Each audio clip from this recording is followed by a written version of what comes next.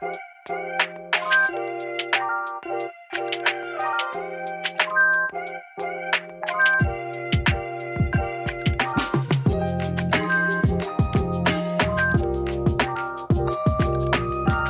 cette question qu'il faut se poser ce matin. Est-ce que Dieu est ton Père ? Et si oui, alors il doit y avoir des bonnes conséquences. Je ne sais pas, il y a peut-être un autre mot plus positif que conséquence, mais de bonnes répercussions à cela. Parce que si Dieu est ton Père, alors il y a plein de choses qu'on va voir ce matin extraordinaires pour toi. Est-ce que Dieu est mon Père ? Est-ce que Dieu est ton papa ? Ça gêne certains d'appeler Dieu papa. Moi, j'aime l'appeler papa. Une fois, j'avais écrit un chant dans lequel j'avais nommé Dieu papa, et quelqu'un était venu me voir et ça le dérangeait. Moi, ça ne me dérange pas. Parce que papa, ça nous parle d'une intimité, d'une proximité. Et c'est cette vie que tu dois avoir avec Dieu. C'est pas juste un père sur son trône, un peu où tu as peur de t'approcher de lui. Non, c'est un papa où tu le cours dans les bras. En tout cas, moi, mon Dieu, c'est ça. Quand je suis tombé comme ça, dans ma vie, je cours dans les bras du Père. Il me console, il me restaure. Il me guérit, il me rassure. Il me reprend parfois. Mais une chose est sûre, c'est que tout ce qu'il fait est par amour. Dieu le Père. Amen. Est-ce qu'il y en a des gens ici qui ont Dieu pour Père ? Amen. Si ce n'est pas ton cas, alors ma prière, c'est que tu puisses ressortir de ce lieu en acceptant Dieu comme ton Père, véritablement. Je voudrais lire un texte avec vous, et ce matin, pour expliquer ou développer un petit peu la pensée que Dieu a mise sur mon cœur, je voudrais vous parler d'une jeune fille, une petite fille, une orpheline.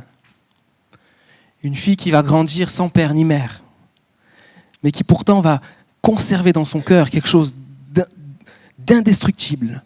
C'est sa relation avec Dieu le Père. Et vous allez voir que cette petite fille qui n'apparaît que subtilement dans la Bible va avoir un impact monumental. On lit ensemble ? Allez, c'est parti. Dans 2 Rois 5, à partir du verset 1er. Vous connaissez cette histoire pour la plupart.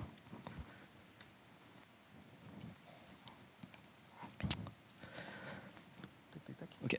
Naaman, chef de l'armée du roi de Syrie, jouissait de la faveur de son maître et d'une grande considération, car c'était par lui que l'Éternel avait délivré les Syriens. Mais cet homme fort et vaillant était lépreux, donc il avait une maladie de la peau incurable. Or, les Syriens étaient sortis par troupes et ils avaient amené captive une petite fille du pays d'Israël, qui était au service de la femme de Naaman.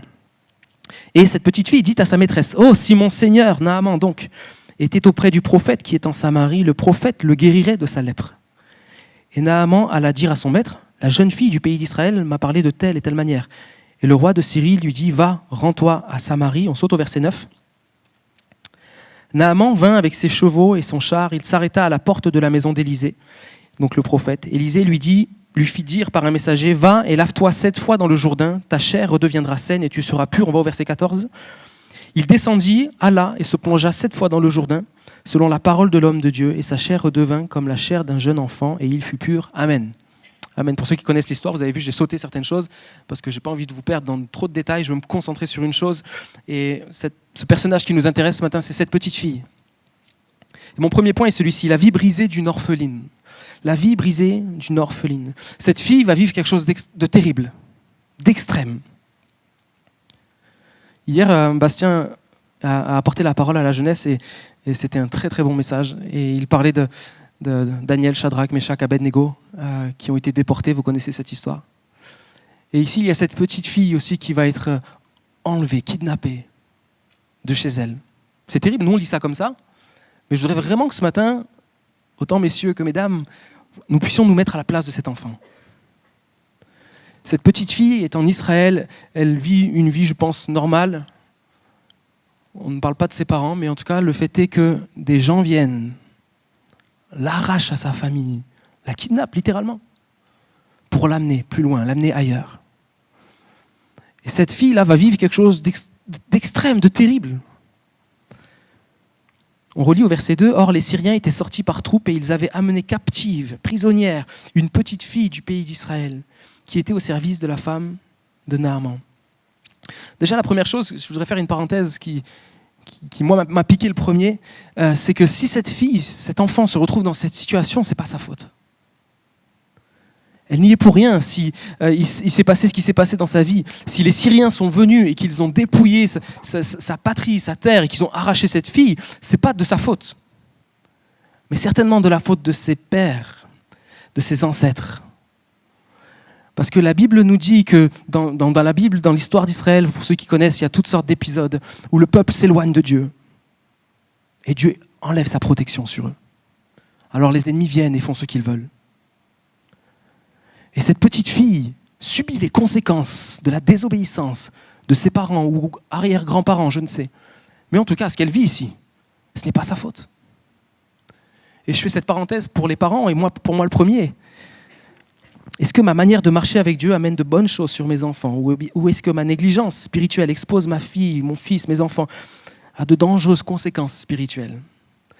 Parce que notre négligence spirituelle a un effet sur nos enfants. Ce n'est pas le sujet de ce matin, mais je fais une parenthèse qui me semble importante. Et de la même manière, notre consécration amène une bénédiction sur nos enfants. Donc si je demande à tous les parents, qu'est-ce que vous préférez, négligence, consécration, on va tous répondre, consécration, parce qu'on aime le Seigneur. Mais des fois, entre notre bonne volonté et le concret, il y a une différence.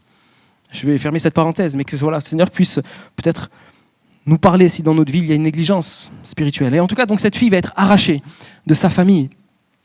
Et je voudrais juste lire 4 petits versets qui peuvent nous donner une idée de la réalité de comment ça a dû se passer pour cette fille. Parce que nous, on lit ça comme ça, on imagine qu'ils l'ont pris dans un bus scolaire, voilà, ça s'est bien passé, ils l'amènent, voilà, petite vie tranquille. Mais je voudrais vous lire 4 versets qui font allusion à ce qui pouvait se passer quand on était déporté, à ce qui pouvait se passer quand on était kidnappé, quand il y avait une emprise sur nous. Il y a des versets peut-être qui vont vous choquer un petit peu. Lamentation 5:11, il nous est dit ceci. Ils ont déshonoré les femmes de Sion, les vierges dans la ville de Juda. Une autre version dit ceci. On a violé les femmes dans Sion, les jeunes filles dans les villes de Juda. Lamentation 1:3. Juda est en exil, victime de l'oppression et d'une grande servitude. Ils habitent au milieu des nations, ils n'y trouvent point de repos. Tous ses persécuteurs l'ont surpris dans l'angoisse. Une autre version dit Juda s'en est allé dans un pays d'exil, accablé de misère, soumis à un dur esclavage. Job 4, verset 3. Joël, excuse-moi. Joël 4, verset 3. Ça va arriver. Ouais. Alors, mais Joël 3, verset 3, selon les traductions, ça saute d'un chapitre. Sinon, je vais vous le lire. Yes. Ils ont tiré mon peuple au sort, ils ont donné le jeune garçon pour une prostituée, ils ont vendu la jeune fille pour du vin, et ils ont bu. Et enfin, psaume 137, verset 1.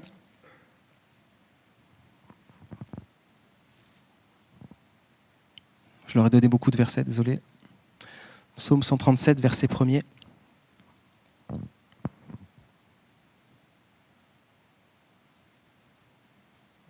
Sinon, je vais vous le lire. Merci. Sur les bords des fleuves de Babylone, nous étions assis et nous pleurions en nous souvenant de Sion. Je vous lis très rapidement ce que je viens de lire, ils sont courts les versets, mais je vous les relis. On a violé les femmes dans Sion, les jeunes filles dans la ville de Juda. Juda s'en est allé dans un pays d'exil, accablé de misère, soumis à un dur esclavage. Ils ont tiré mon peuple au sort, ils ont donné le jeune garçon pour une prostituée, ils ont vendu la jeune fille pour du vin et ils ont bu. Sur les bords du fleuve de Babylone, nous étions assis et nous pleurions, nous souvenant de Sion. Ici, il est parlé de cas de déportation. Il est parlé de cas où des peuples ennemis vont prendre possession d'enfants, de femmes, de jeunes hommes d'Israël.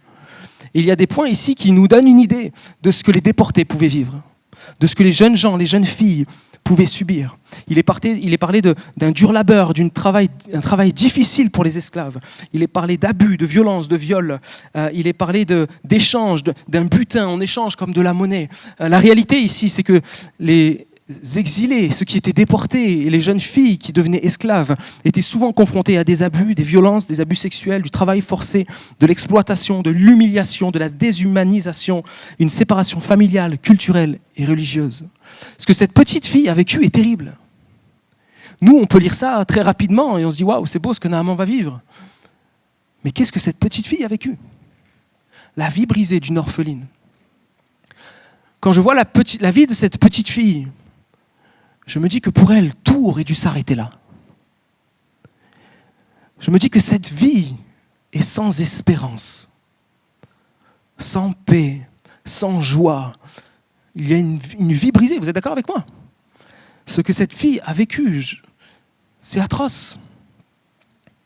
Pourtant, c'est de cet enfant que Dieu va se servir pour transformer la vie d'un homme. On voit ici que cette fille a tout perdu, qu'il lui a été volé père et mère, tous ses amis peut-être, sa culture, son environnement, sa pudeur, son estime, son identité, tout a été brisé. Et le monde parfois nous brise de différentes manières. Le monde, le diable parfois vient nous voler certaines choses, détruire des foyers, nous briser au plus profond de nous. Pourtant, cet enfant, même si tout lui a été volé, il y a quelque chose que l'on n'a pas su lui voler. C'est la foi en Dieu son Père. Il y a quelque chose qui était dans le coffre-fort le plus sécurisé du monde et que même les Syriens n'ont pas pu lui prendre. La foi en Dieu son Père. Et ça nous enseigne, moi ça m'enseigne, sur le fait que même quand le monde me brise, même quand la vie me détruit, même quand je subis les choses les plus atroces, il y a quelque chose que je peux garder et que le diable ne peut pas me voler, c'est la foi en Dieu mon Père éternel. Pourtant, je sais que quand je regarde ma vie, souvent, quand je peux traverser l'épreuve, c'est presque une des premières choses qui est ébranlée. Ma paix, ma joie en Dieu, ma confiance en Dieu. On a chanté des belles choses ce matin. Le Christ est ma joie. Tu es la lumière qui brille dans les ténèbres. Mais des fois, quand je suis confronté à des épreuves et des difficultés, la lumière est éteinte. Il n'y a plus de joie, il n'y a plus d'espérance, il n'y a plus de paix, j'ai plus envie de prier, j'ai plus envie d'aller à l'église, il y a quelque chose qui est brisé en moi. Et peut-être le coffre-fort où Dieu est censé être protégé en moi, il est grand ouvert et l'ennemi arrive à me le voler. Mais cette petite enfant nous enseigne sur le fait que c'est possible de rester ferme dans ma foi en Dieu, mon Père éternel. La vie brisée d'une orpheline, tout était brisé en elle, autour d'elle, mais Dieu en elle était resté intact. Et si ce matin ta foi vacille, si ce matin ta foi est éprouvée, si tu es brisé par toutes sortes de choses, Dieu te dit ce matin que c'est possible, que ta foi reste intacte. Le diable peut te détruire. Le diable peut te mentir. Le diable peut te voler des choses. Il est le voleur qui vient voler, égorger, détruire. Mais personne ne peut voler ta foi. Personne ne doit pouvoir voler ta relation avec Dieu, ton intimité avec Dieu. Ça, c'est ce que tu dois protéger le plus possible. Le diable, oui, il va t'attaquer, il va essayer de détruire ta vie dans le but que tu lâches et qu'il puisse te voler tout cela. Qu'il puisse réussir à voler ta relation avec Dieu le Père, parce que c'est ça qu'il veut voler. Le diable ne veut pas, son objectif principal, son but, son cap, son focus, c'est pas de détruire ton couple. Il y passera par là. Ce n'est pas de détruire ta famille ou ta relation avec tes enfants. Il voudra passer par là. Ce n'est pas de détruire ta santé, même s'il voudra utiliser ce chemin. Mais ce qu'il veut, c'est détruire ta relation avec Dieu le Père. C'est ça son objectif. Et il utilise toutes sortes de manières pour le faire. Son but, c'est ça. Son but, c'est de détruire ta relation et ta confiance en Dieu le Père. Mais cette fille était plus solide que moi dans sa foi. Parce que même avec toutes les atrocités qu'elle a pu vivre, Dieu était resté son Dieu. Elle ne l'avait pas oublié, elle ne l'avait pas renié, là où peut-être ses parents et ses ancêtres, eux, l'avaient fait. Ce qui a été semé dans son cœur est resté intact. Et ça, c'est encourageant pour nous parents. Ou là où nous, peut-être, nous pouvons fléchir, si nous faisons le travail de bien transmettre à nos enfants ce qui est vérité, la lumière, la parole, alors peut-être qu'un jour, nous fléchirons, même si le Seigneur garde-nous. Mais nous devons croire que si nous semons dans le cœur de nos enfants, quand eux traverseront l'épreuve, ça restera intact dans leur cœur. Amen. Quel encouragement pour notre famille. Malgré tout cela, quelque chose n'a pas été volé, son Dieu, son Père éternel. Et j'avance sur mon deuxième point, l'orpheline au Père éternel. L'orpheline au Père éternel. Comme je vous disais, quand je regarde sa vie, je me dis que tout aurait dû s'arrêter là. Mais son identité d'enfant de Dieu est restée intacte. Alors qu'elle va traverser, on ne sait pas combien de temps il s'est écoulé entre le kidnapping, entre guillemets, et le moment où elle va donner cette parole à la femme de Naaman. Mais en tout cas, il va y avoir cette parole au verset 3 dans 2 Rois 5. Et elle dit à sa maîtresse, cette petite fille, « Oh, si mon Seigneur était auprès du prophète qui est en Samarie, le prophète le guérirait de sa lèpre. » Cette petite fille garde une foi intacte. Elle croit que Dieu est capable de guérir l'incurable. Elle croit que Dieu est toujours tout-puissant. Elle croit que Dieu est toujours fidèle, que Dieu est toujours à l'œuvre, que Dieu n'en a pas fini. Elle croit en un Dieu de grâce qui est capable de guérir même l'ennemi. Waouh! Il n'y a que quelqu'un qui a une relation avec Dieu qui peut croire cela. Parce que la foi va tout au contraire de ce que nous sommes. Mais quand nous avons une relation avec Dieu, Dieu le Père, nous croyons que tout est possible. Ma fille Mia croit que je peux faire beaucoup de choses. Petit à petit, elle va se rendre compte que je ne peux pas faire grand-chose. Mais c'est vrai, ma fille, j'ai l'impression que des fois, elle me prend pour un super-héros, pourvu que ça dure. Mais c'est la foi d'un enfant. Dieu, par contre, lui, il peut tout faire. Là où moi je suis limité, lui est illimité. Il est le Dieu de l'impossible. Et cette fille, cet enfant, qui avait perdu père et mère, plaçait tout son espoir dans son Père éternel. Elle savait que Dieu n'était pas juste un Dieu tout-puissant, mais c'était aussi un Père qui, dans sa solitude et sa souffrance, voulait prendre soin d'elle. Où en es-tu dans ta relation avec Dieu le Père ? Il y a un texte que j'aime dans Ésaïe 9, à partir du verset 5. Ce texte annonce la venue de Jésus, on s'approche de Noël. Et il nous est dit, car un enfant nous est né, un fils nous est donné, et la domination reposera sur son épaule, on l'appellera admirable, conseiller, Dieu puissant, Père éternel, prince de la paix. Il est question de Jésus ici, Jésus est Dieu, il est question de Dieu ici. Dieu puissant, Père éternel, Père à jamais. Que tu le veuilles ou non, Dieu reste Père. Ça ne dépend pas de toi, il l'est. Demain, si Mia se rebelle contre moi et à 18 ans, elle claque la porte de la maison pour prendre son appartement, je resterai son père. Qu'elle le veuille ou non. Vous êtes d'accord avec moi ? Je reste son père. Dieu reste un père.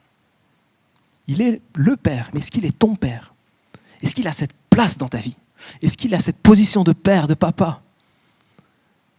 Il l'était pour cet enfant. Et ça, personne n'a pu lui voler. Il était le Père éternel d'une orpheline.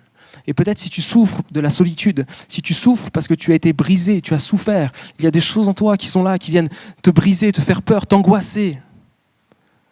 Cours vers le Père. Cours vers le Père.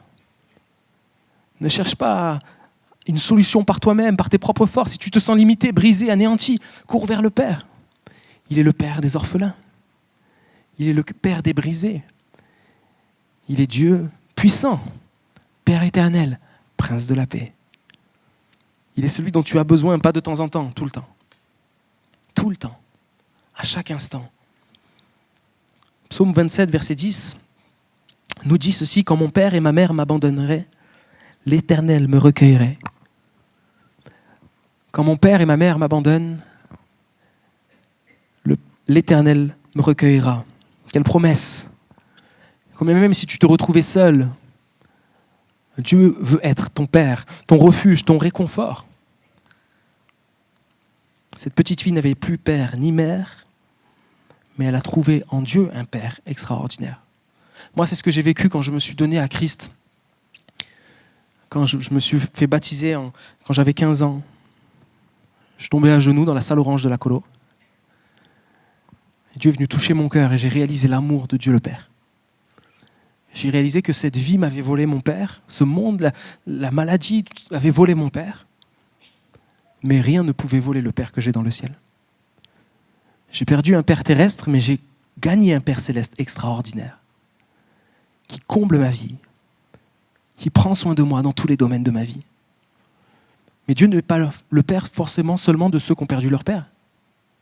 Tu as peut-être tes parents et tu as une très bonne relation avec tes parents. C'est pas pour autant, moi j'en ai pas besoin. Tu as besoin de Dieu le Père. Tu as besoin que Dieu soit celui qui vienne régner dans ta vie. Si je vous demande de me citer la prière du Notre Père, la plupart d'entre vous seraient capables de le faire par cœur. Pourtant, est-ce que je vis ce qui est dit dans cette prière-là ? Dans Matthieu 9, versets 9 à 10, il est dit ceci. Jésus enseigne comment prier. Il ne dit pas que c'est l'unique prière à faire, mais il donne un exemple de prière et il dit « Voici donc comment vous devez prier. Notre Père qui es aux cieux, que ton nom soit sanctifié, que ton règne vienne. » On va s'arrêter à ce verset. « Et que ta volonté soit faite sur la terre comme au ciel. Notre Père qui es aux cieux, que ton nom soit sanctifié. » La version Semeur dit que tu sois reconnu pour Dieu, que ton nom soit sanctifié, que ton règne vienne, que ta volonté soit faite sur la terre comme elle est faite au ciel. Notre Père qui es aux cieux. Quand Jésus va donner un exemple pour nous montrer comment prier, il ne dit pas juste Dieu Tout-Puissant ou Yahweh, même si ce sont des noms de Dieu. Mais il dit notre Père. Jésus voulait qu'on se souvienne que c'est le type de relation que nous devrions avoir avec lui. Et peut-être certains, une relation père, ça vous semble lointain parce que vous avez une mauvaise relation avec votre père. Mais ce matin, Dieu veut restaurer ça.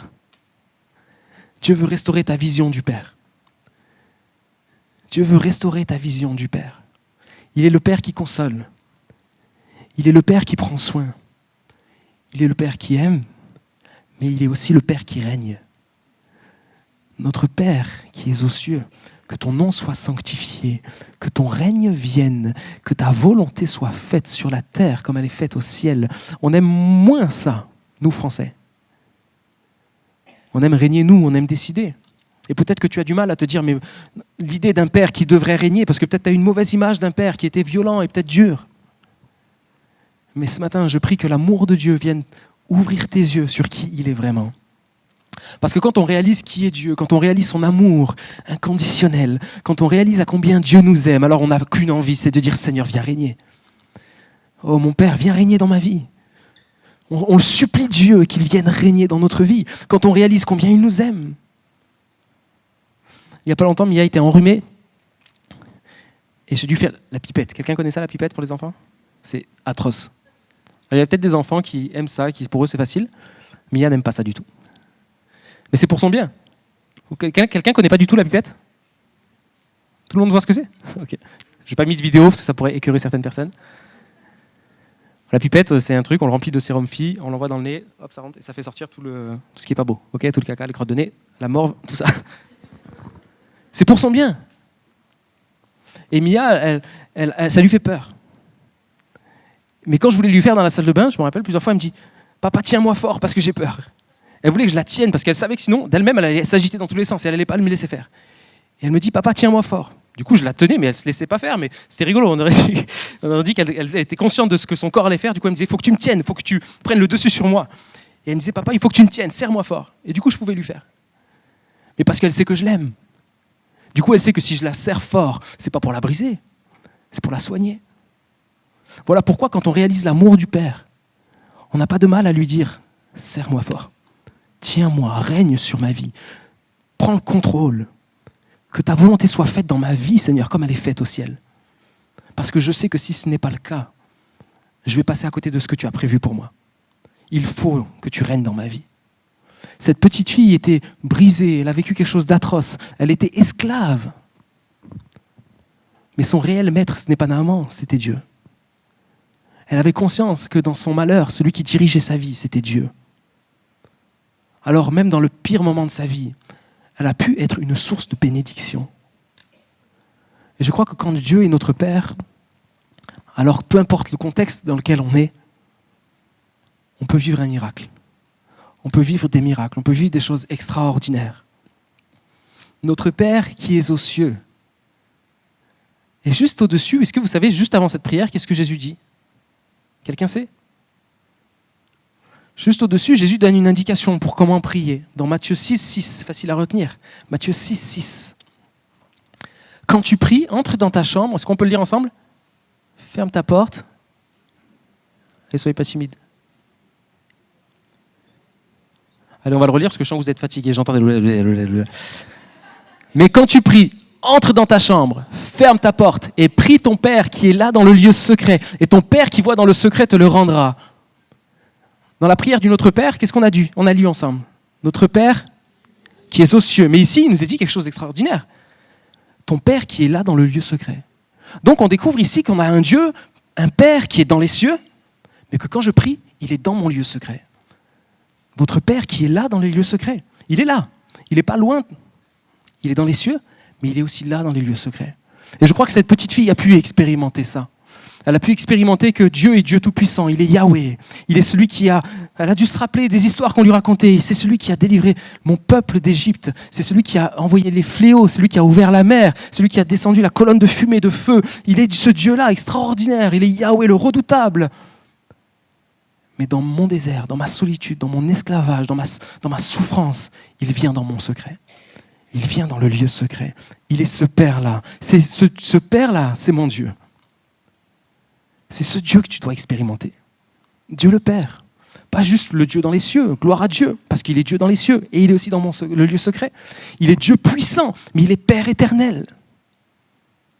Et c'est comme cela que Dieu veut vivre sa relation avec toi. Une relation parfaite, une relation sans faille, une relation sans peur. Parce qu'il est l'amour parfait. Et l'amour parfait bannit. Amen. Il y en a qui disent leur Bible ici. L'amour parfait chasse la crainte, bannit la crainte. Et quand on réalise l'amour parfait de Dieu, la crainte s'en va.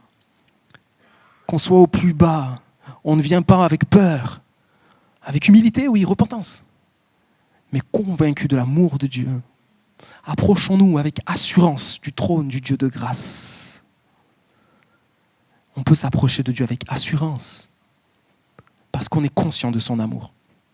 Et certains ici ont oublié l'amour du Père. Parce que la vie, parce que les souffrances, parce que la maladie, parce que la douleur, parce que peut-être des blessures dans l'église, je ne sais pas. Le diable a réussi peut-être un coup dans votre vie. Mais je prie que ce matin, il y ait un changement, un tout à coup de Dieu, où tout d'un coup tu réalises à nouveau l'amour de Dieu pour toi. Parce que je crois que quand tu es conscient de l'amour de Dieu, de la fidélité de Dieu, de la toute-puissance de ce Dieu dans les cieux, mais ce Dieu dans le lieu secret, alors tu peux traverser les pires des saisons de ta vie. Tu n'es jamais seul. Tu n'es jamais seul. Le Père est avec toi. Vous savez, si je prends ma fille Mia et que je la mets toute seule dans une ruelle sombre, je ne ferai jamais ça, vous inquiétez pas, elle aurait peur. Mais il suffit que je sois là et que je lui tienne la main pour que la peur disparaisse. Waouh! Qu'est-ce qui a changé? La présence du Père.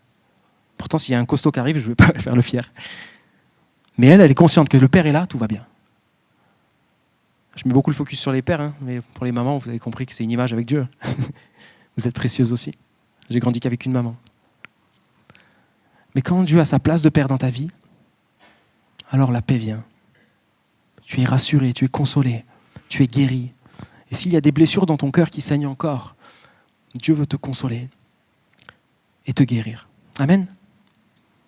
On a vu une chose, la première chose, c'était la vie brisée d'une orpheline. Ensuite, on a parlé de l'orpheline au Père éternel, cet enfant qui, dans sa solitude et dans sa souffrance, n'a pas perdu sa relation avec Dieu. Et je voudrais lire maintenant, rentrer dans ce dernier point, l'héritage d'une orpheline. Cette phrase est un peu bizarre parce que normalement, quand on est orphelin, on n'a plus rien. Mais je crois qu'un orphelin en Dieu a un héritage que personne ne peut lui voler. Amen. Je ne vais pas être très long parce que je voudrais qu'on ait un temps de prière. Je vais demander à Ben si tu peux revenir au piano, s'il te plaît. Je voudrais lire un texte avec vous dans Éphésiens, chapitre 1er, versets 4 à 6, dans la version Summer. C'est un de mes passages préférés de la Bible. Éphésiens 1, versets 4 à 6. En lui, bien avant de poser les fondations du monde, il nous avait choisis pour que nous soyons saints et sans reproche devant lui.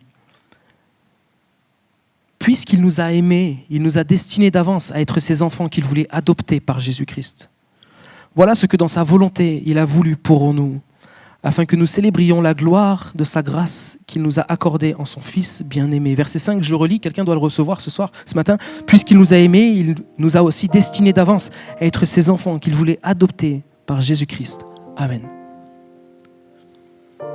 Dieu t'aime et Dieu te veut, Dieu te choisit. Il t'a choisi avant même que tu le choisisses, tel que tu es. Il n'y a pas longtemps, avec Laurine, on avait réfléchi à adopter. Finalement, ça ne s'est pas fait ou pas encore, je ne sais pas. Mais on avait commencé les procédures et on était surpris de quelque chose. C'était qu'au moment de l'adoption, il y a tout un suivi pendant 9 mois et on reçoit un dossier où on doit cocher ce qu'on est prêt à accepter chez l'enfant ou pas. Malformation, addiction. Il peut y avoir des enfants qui vont naître avec une addiction à l'alcool parce que la mère a bu quand elle était enceinte. Donc, on doit cocher une déformation aveugle. On doit cocher tout ce qu'on est prêt à accepter ou pas. Mais ce qui me touche avec Dieu, c'est que lui, il est prêt à tout accepter. Dieu, Jésus, ne fait pas de tri. Il ne dit pas, je voudrais que les chrétiens soient juste comme ça. Les autres, non. Il t'accepte et il t'aime d'un amour extraordinaire tel que tu es. Que tu sois déformé dans ton cœur, déformé dans tes sentiments, que tu sois brisé, malade, souffrante, en dépression ce matin, addict, ou juste un chrétien, mais tu sens qu'il te manque quelque chose. Dieu te choisit. Puisqu'il nous a aimés, il nous a destinés d'avance à être ses enfants qu'il voulait adopter par Jésus-Christ. Quand tu réalises que Dieu est ton Père, quand tu acceptes que Dieu soit ton Père, et que tu le laisses régner dans ta vie, et que tu lui laisses reprendre sa place. Mon Père qui est aux cieux, que ton nom soit sanctifié, que ton règne vienne dans ma vie, Seigneur, ce matin. Que ta volonté dans ma vie soit faite dans ma vie, dans mon cœur, comme elle est faite au ciel. Quand tu acceptes ça, tu deviens maintenant un héritier de Dieu. Est-ce que c'est pas extraordinaire? Moi, je ne sais pas trop si Mia aura un grand héritage de ma part. Mais je sais que de Dieu, j'ai un héritage extraordinaire. Je suis le plus riche ici. Parce que je suis héritier de Dieu. L'héritage d'une orpheline. Cette petite enfant, donc, va dire à sa maîtresse, « Oh, si mon Seigneur était auprès du prophète qui est en Samarie, le prophète le guérirait de sa lèpre. » Elle est ici, dans ce pays qui n'est pas le sien. Elle a été déportée, elle a souffert, elle a subi tout ce qu'on a pu voir ensemble. Mais malgré tout, au milieu de sa tourmente et de sa souffrance, elle devient une source de bénédiction pour les autres. Et pas que pour les autres, mais même pour son maître, même pour celui qui a pu le kidnapper. Elle devient une bénédiction pour celui qui lui a fait du mal. Ça, c'est l'héritage des enfants de Dieu. L'héritage des enfants de Dieu. Cette petite fille va vivre un miracle intérieur, là où tout aurait dû la détruire. En elle, la foi est toujours présente. Comment c'est possible ? Comment c'est possible que quand tout me détruit, quand tout est sombre autour de moi, la foi en Dieu le Père reste présente ? Quand nous réalisons que nous sommes enfants de Dieu et que nous laissons l'Esprit de Dieu nous conduire. Alors ce n'est plus la souffrance qui nous dirige, ce n'est plus la vengeance qui nous dirige, ce n'est plus la peur ou le manque ou l'orgueil ou les passions qui nous dirigent, mais c'est la présence de Dieu en nous. Quand nous sommes enfants de Dieu, nous sommes héritiers de Dieu. Et notre héritage que nous portons en nous, c'est la présence de Dieu en nous. L'Esprit de Dieu en nous. Chrétien, est-ce que tu sais qu'en toi, il y a l'Esprit de Dieu ? Est-ce que tu sais que tu es le temple du Saint-Esprit ? Est-ce que tu sais que tu portes en toi la présence de Dieu qui fait que même au plus sombre de ta vie, tu peux être une source de bénédiction pour les autres ? Quand Dieu reprend sa place de cœur, de Père, ton cœur est premièrement restauré. Il y a un miracle intérieur qui laisse place à un miracle extérieur pour les autres. Donc avant d'être une source de bénédiction, il faut déjà que tu sois vrai avec Dieu ce matin. Et que tu dises, Seigneur, j'ai besoin que tu restaures mon cœur. Ma relation avec toi, elle est pas bonne, Seigneur. Je suis loin de toi, j'ai de la colère, je suis peut-être même en colère contre Dieu. Peut-être que toi, tu es en colère contre Dieu le Père. Mais ce matin, c'est le moment de revenir. Et de dire, Seigneur, je te demande pardon, mais je veux restaurer cette relation avec toi. Alors comme cette petite fille, dans ta souffrance, dans ton désert, tu vas vivre un miracle intérieur. La restauration du Père, qui va laisser place à un miracle extérieur. Jésus dira dans Jean 4, 13 à 14, il dira à cette femme, « Quiconque boit de cette eau aura encore soif, mais celui qui boira de l'eau que je lui donnerai n'aura jamais soif. Et l'eau que je lui donnerai deviendra en lui une source d'eau qui jaillira jusque dans la vie éternelle. » Jésus dira ailleurs, si quelqu'un a soif, qu'il vienne à moi et des fleuves d'eau vive jailliront de son sein. Quand on s'approche de Jésus, il y a quelque chose qui se passe en nous, qui jaillit au-delà. Et c'est ce que cette petite fille va faire. C'est ce que cette petite fille va vivre. On l'a vu, la vie de cet homme. Cet homme, vous savez, il était condamné parce que sa maladie était incurable. Mais une simple petite fille, même, on ne connaît même pas son nom, juste 2 fois, petite fille. Mais avec un grand Dieu en elle, un Père éternel en elle. Elle a pu impacter la vie de cet homme. Et vous savez ce qui est extraordinaire, je n'ai pas lu toute la suite, vous pourrez lire à la maison. C'est que cet homme va vouloir après prendre de la terre, de cet endroit-là, de là où est Élisée, parce que maintenant il veut adorer ce Dieu-là. Alors que c'était un homme païen qui ne craignait pas Dieu. Après avoir vécu ça, il va vouloir offrir des sacrifices à Yahweh. C'est une simple petite fille, esclave, orpheline, qui avait conservé sa relation avec Dieu. Ne sous-estime pas ce que Dieu peut faire avec toi. Première chose, est-ce que Dieu est ton Père ? Est-ce que tu as une relation avec Dieu ? Ça peut repartir ce matin. Peut-être que tu te dis, oui, mais est-ce que je vais vraiment y arriver ? Je sais très bien qu'après, ça va... Non, ne réfléchis pas comme ça. Juste cours vers le Père ce matin. Et si tu cours vers le Père, alors tu vas devenir une source de bénédiction pour les autres. Galates 4, 6 à 7, j'ai bientôt fini. Puisque vous êtes bien ses fils, Dieu a envoyé dans nos cœurs l'esprit de son Fils qui crie « Abba », c'est-à-dire « Père ». Ainsi donc, tu n'es plus esclave, mais fils. Et puisque tu es fils, tu es héritier des biens promis. Grâce à Dieu. L'héritage des enfants de Dieu, c'est la présence de Dieu en nous. Est-ce qu'on peut fermer les yeux à notre place, vous n'êtes pas obligés, hein, mais ça nous permet de se concentrer un peu sur ce que le Seigneur veut te dire.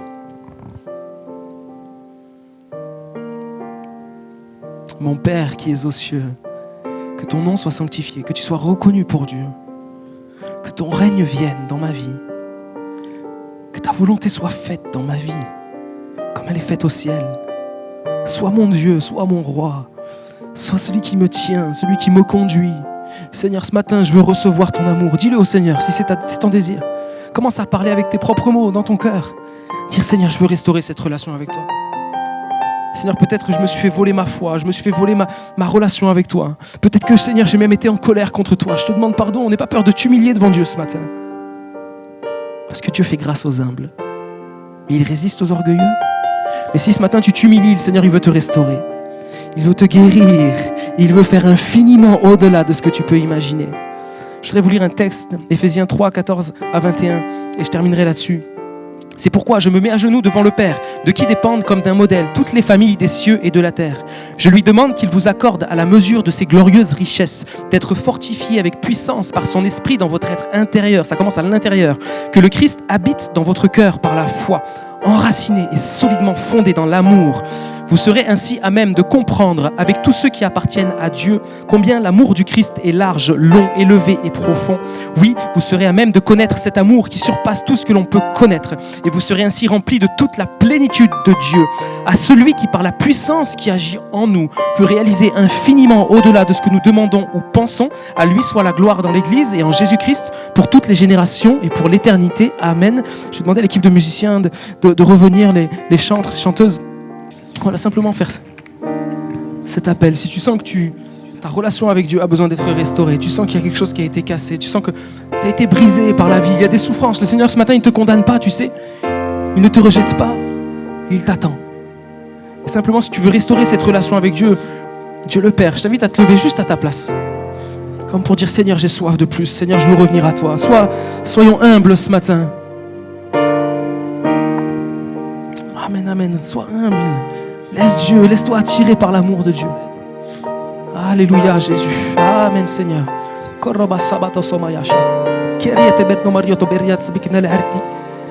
Amen, Jésus.